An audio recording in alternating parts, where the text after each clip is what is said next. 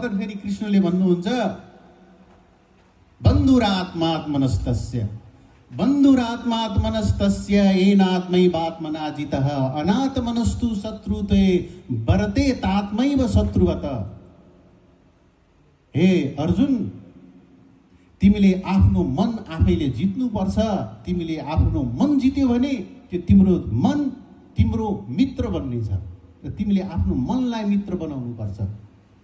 यदि तिमीले आफ्नो मन जित्न सकेनौ भने तिम्रो सबभन्दा ठुलो शत्रु अरू कोही होइन, तिम्रो मन नै हो।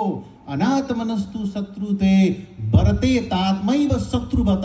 तिम्रो मन नै तिम्रो ठुलो शत्रु।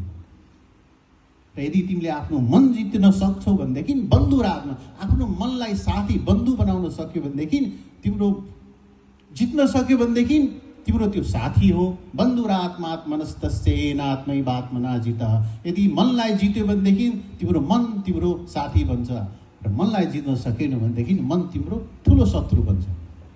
र यो तिमीले जिम्मेवारी लिनुपर्छ। तिमीले you have to deal with it. There is no escape.